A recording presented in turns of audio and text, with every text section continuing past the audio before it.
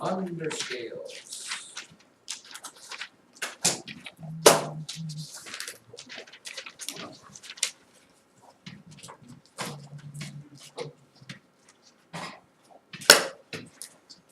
Under scales. A little bit bigger. In math, when we talk about scales, do you know what we're talking about? Yeah. What are they, Evelyn? Like a number line. That's exactly right. Basically a number line. Other places that you see scales might be what, car speedometers, it's like a number line. You know, we think of a bathroom scale. We've got this little dial thing here that has these little numbers here.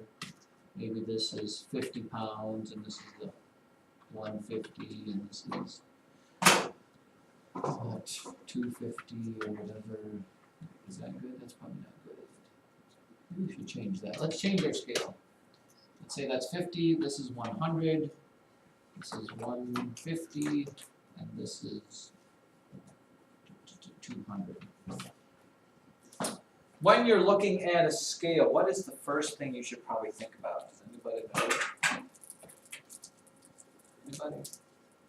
Like, for example, if this was my bathroom scale, and the little needle pointed to right here, which I wish it would, but it doesn't.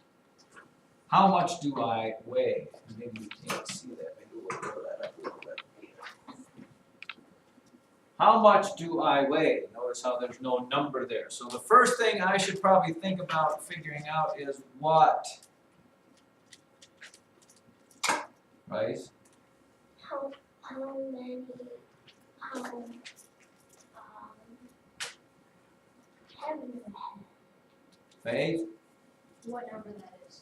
Well, and what do each one of these little tick marks show? What's the increment each one is? If this goes from 50 and then there's a mark and then there's 100, and then there's a mark, then there's a 150, each mark goes up how much? How much is each one?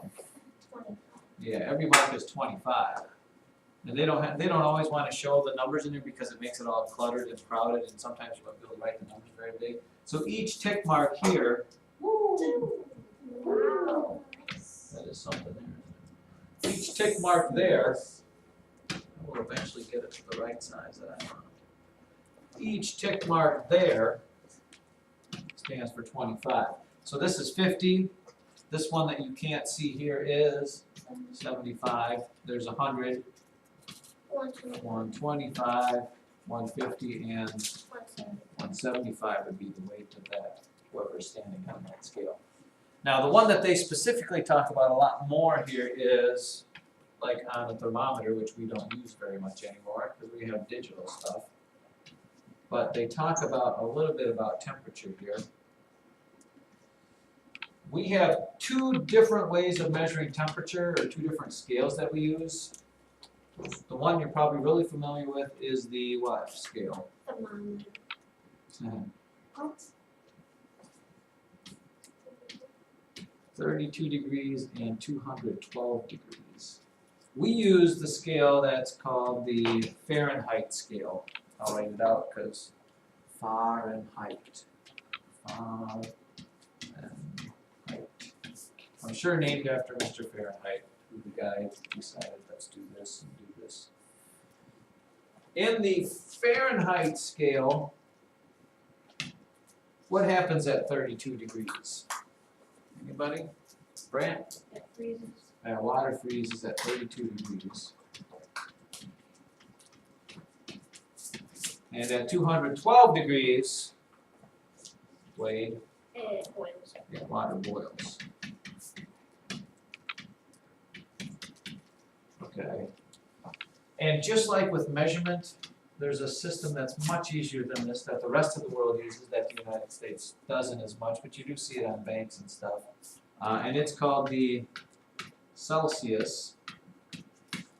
One of these days those lights are just going to stay off. Oh. Or centigrade scale. guessing centigrade means 100.